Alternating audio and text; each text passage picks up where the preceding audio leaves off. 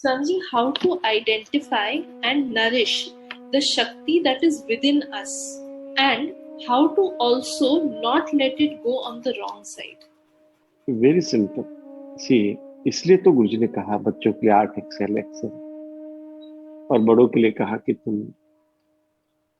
Happiness करो, social क्रिया करो, और एडवांस कोर्स के लिए इसलिए जाओ, force force pillars of knowledge बताया, क्षमा दमा तितिक्षा मुमुक्षा करके, ताकि हमारे, और असो हंगो हम ध्यान किया हालो एंड एम्प्टी, ताकि आपकी शक्ति चेतना की ओर, अनंतता की ओर यात्रा करे। इसलिए बहुत लोग का क्या होता है, वो अपनी शक्ति को सही दिशा ना देके विषयों में खो देते हैं। जो अपना आपको जन्म नहीं दे पाते हैं, वो बच्चों को जन्म देके उनके पालन पोषण में लग जाते हैं, क्योंकि प्रकृति क्या करती, ये एक मौका देती है, या तो तुम अपने को जन्म दो या तुम किसी और के, और वो बच्चों को मौका देते ताकि वो अपने आप को आत्मज्ञान के लिए कोशिश करें। वो नहीं करते तो फिर उनको खाद्य बना देते हैं। ऊर्जा मिली है, उसको तुम खर्च नहीं करोगे तो प्रकृति तो आपको रहने नहीं देगी। वो मोह के पाश में बांध के वो अपना उपयोग करे, क्योंकि तुम हो ही नहीं, शक्ति स्वयं सृष्टि है। जो उससे अपने आत्म की ओर यात्रा करते हैं तो माया आपकी पकड़ छोड़ देती, तो वो ऊर्जा आपका साधन बन जाते हैं, आप साध्य नहीं होते। इसलिए गुरु के ज्ञान के बिना, गुरु के बताए हुए मार्ग पर चले बिना हम खाद्य नहीं, तो हम साध्य हो ही नहीं सकते, हम खाद्य ही बनकर रह जाते। आने वाली पीढ़ी फिर खाद्य बन जाती है। यही पितृ का जो पितृ पक्ष चल रहा है, वो खाद्य का ही एक बड़ा सैंकड़ा है।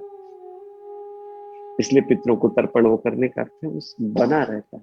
सन्यास में इसलिए बोलते हैं पिंडदान कर देता है, सब खत्म, अब कोई खाद्य नहीं, अब साध्य और साधन।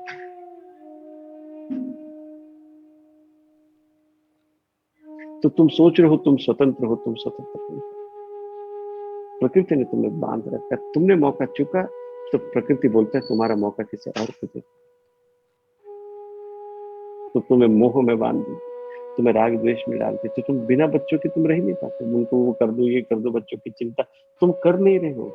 तुमने अपने लिए मौका मिला तो सदुपयोग किया, तो प्रकृति सारी ऊर्जा को दिशा दे दी। खर्च तो उसको करना ही है, उसको दिशा तो देना है। प्रकृति या तो तुम अपने को मार्ग दे दो, या तो प्रकृति आपको दे। तो इसलिए बड़ा सूक्ष्म है। और बांधेगी कैसे, तो प्रकृति ने एक सुख का थोड़ा लालच रखा है। काला हंडी जो डेजर्ट है अमेजोन में, तो वहां पर पानी का मिलता नहीं है, तो सिर्फ बंदर को पता होता है पानी कहाँ है। तो वह की जो ट्राइब्स है वो क्या करते हैं, बंदर को पकड़ते हैं और उसको कुछ चना और एक चीज है उसको खिलाते हैं।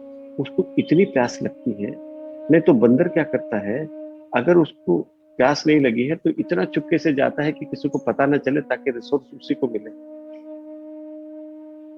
बंदर भी बड़ा बुद्धिमान है, और बंदर से आगे मनुष्य है, उसकी लालच है जो उसको किसी को दिखाने नहीं देते, वो चुपके से जाके पी के अपना प्यास बुझाता है। लेकिन बंदर को पता होता है पानी कहाँ है। तो अब ट्राइब के पास ऐसा कोई जीपीआरएस नेटवर्क तो है नहीं, लेकिन बंदर के पास पानी का ट्रैकिंग का सिस्टम है।